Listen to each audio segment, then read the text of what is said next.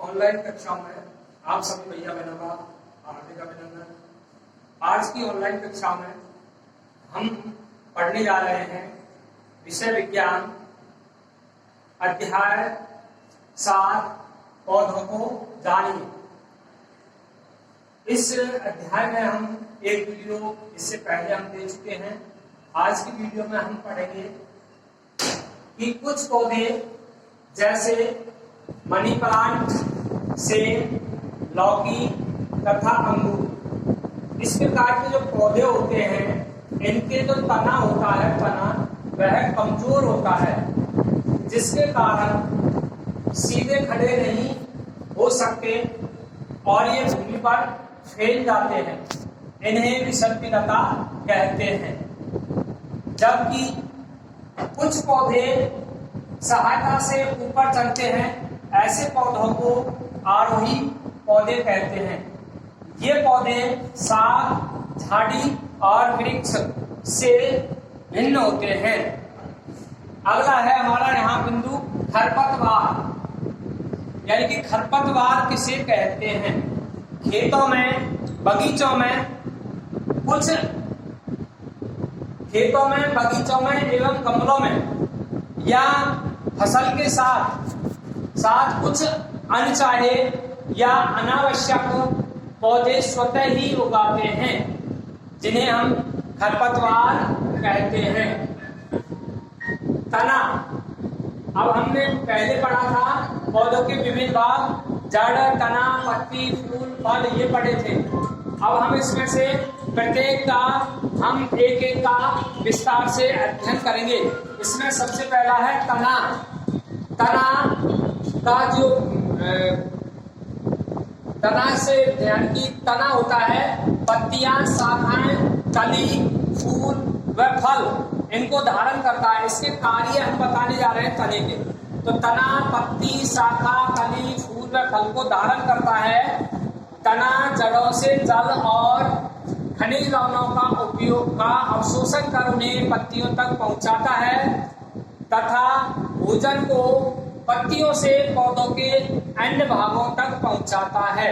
या हम इसको इस प्रकार भी कह सकते हैं कि तना भोजन और जल का संवहन करता है।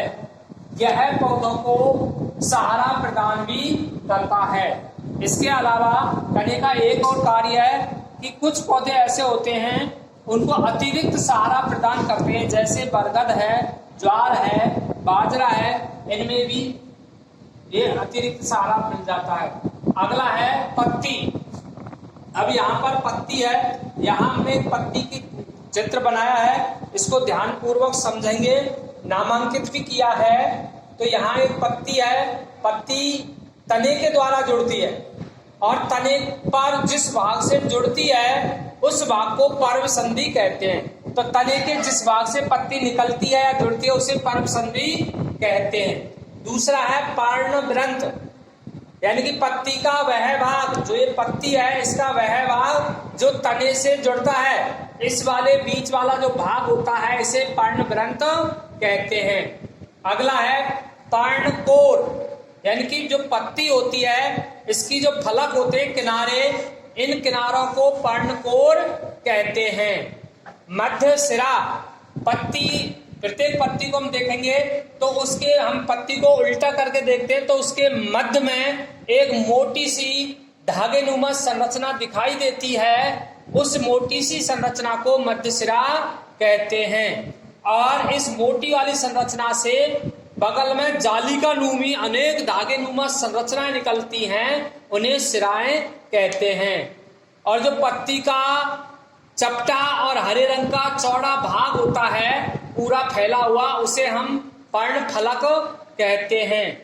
और जो पत्ती होती है उसका अंतिम सिरा होता है नुकीला, उसे हम पर्णशिखाग्र या पर्णचोटी कहते हैं। तो इस प्रकार से यहाँ ये हमने पत्ती के बारे में विस्तार से बताया है।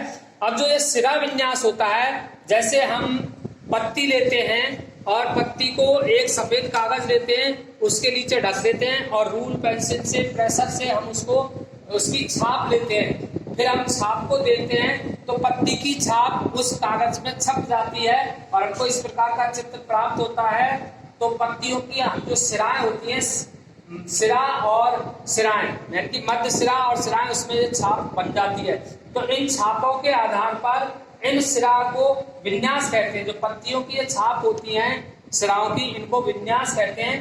तो सिरा विन्यास पौधों की पत्तियों पर सिराओं द्वारा बनाया गया डिजाइन, जो हम पत्ती की छाप का जो डिजाइन दिया उसे हम सिरा विन्यास कहते हैं।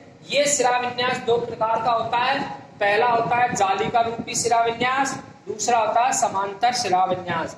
अब जाली का रूपी सिरा विन्यास, जब यह डिजाइन मध्य सिरा के दोनों ओर जाल जैसी होती है, जैसे इसमें दिख रही है आपको, ये मध्य सिरा है, इसके दोनों ओर जाल जैसी संरचनाएं दिखाई देती है, तो वह जाली का रूपी सिरा विन्यास कहलाता है। और जो जाली का रूपी सिरा विन्यास होता है वह होती है, इस पौधों की जड़ें मूसला जड़ होती है। जैसे कोई भी खरपतवार है, नीम, बबूल, पीपल, बरगद, आम, तुलसी, बैंगन, टमाटर, इन सब की पत्तियों का हम सिरा विन्यास देखते हैं तो जाली का रूपी होता है। एक पत्ती होती है, उनका जो सिरा विन्यास होती है यानी कि इनकी जो सिराएं होती है वो सीधी होती है, समांतर, इस प्रकार से सीधी। जैसे उदाहरण है, मैं पहले उदाहरण बता देता हूं।